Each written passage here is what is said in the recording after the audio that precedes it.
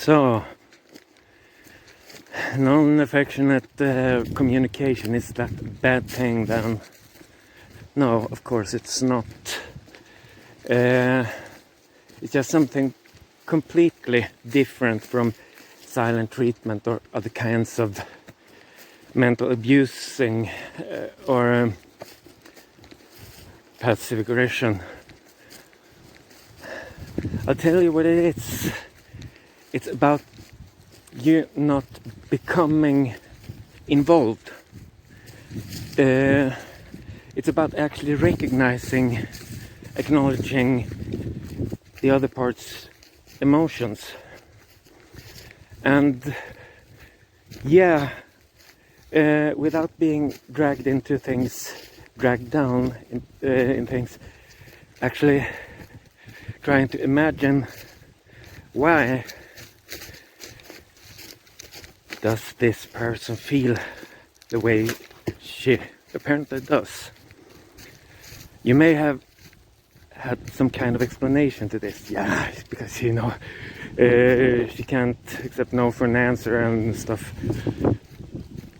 This may actually be true. In most situations it's way more complicated. I'll tell you, it's way more complicated than that. Fuck you. And in that case, what may this actually be about? Let her speak and have in mind, as long as nothing in her story is actually impossible, it may be true, where she might be describing an alien spaceship landing. This probably will not be true. But still, it might be, as long as it's not actually impossible. So even if it may be her misinterpreting things, it may actually be you having prejudices.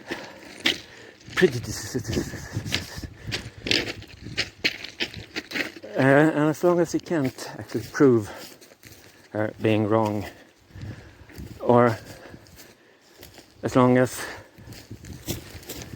well, you can't always rely upon that. If she's actually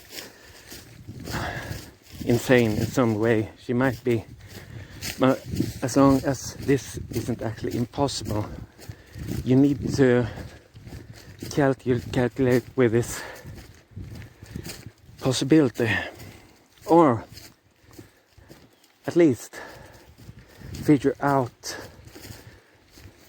the reason for her having these impressions.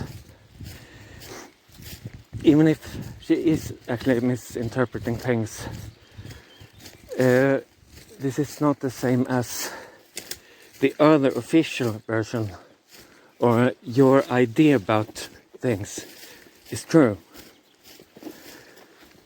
So let her speak and let her be emotional, and have as much interaction with her as she can take. Do not fix her eyes just because some fucking psychologist told you that this is how humans interact with each other. If the person can't stand your gaze, then they're dishonest or something, or mentally ill, or both, and everything else.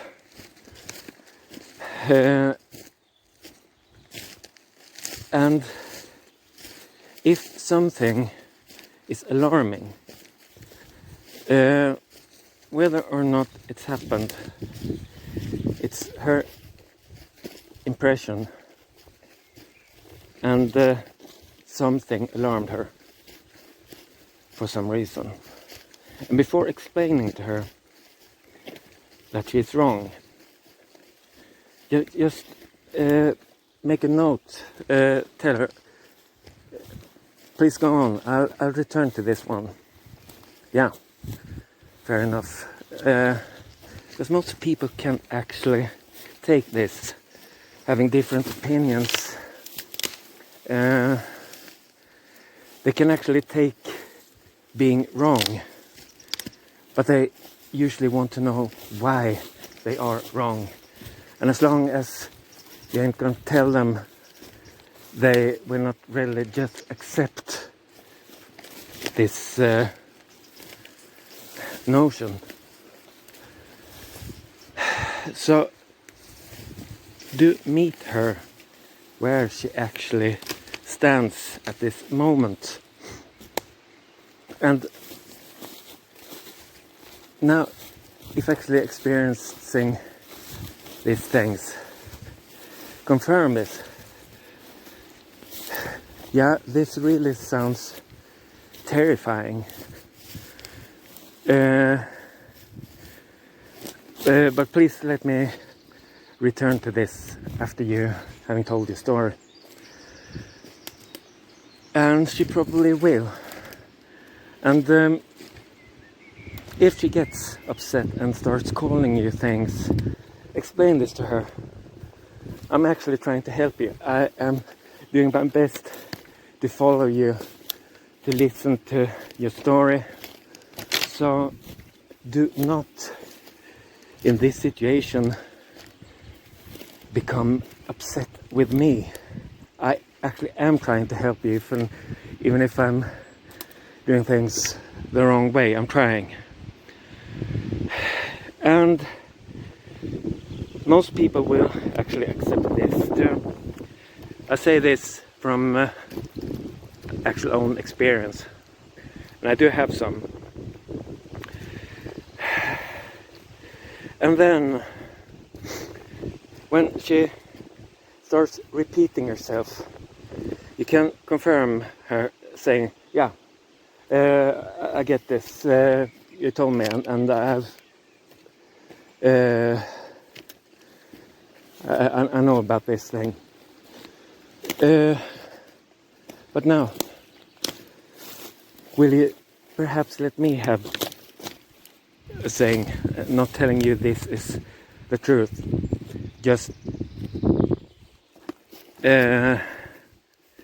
what I believe things to be, or a possible explanation to things.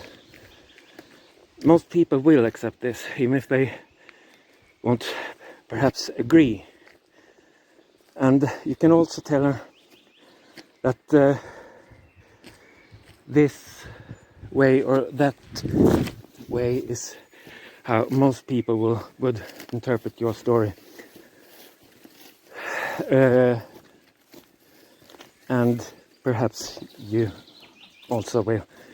But you don't know. Admit that to her. And as soon as she starts to interrupt you for saying the wrong things, then remind her, I've listened to you. If I should have any possible chance of helping you, you at least need to listen to me now. I don't expect you to agree, even if I might prefer this. Just listen. You told your story, now let me tell you mine. And in this situation, when both her telling and you telling, if you can find some common ground, something that will make both of you laugh, recognizing something her telling about this idiot, and this is one of the situations where I can make a note, leave a bookmark, telling her, yeah, this one is really funny, and if you let me, I will return to this, but keep telling a story, and we'll return to this one. And perhaps you have some kind of similar experience. We usually have, because we are humans after all, aren't we?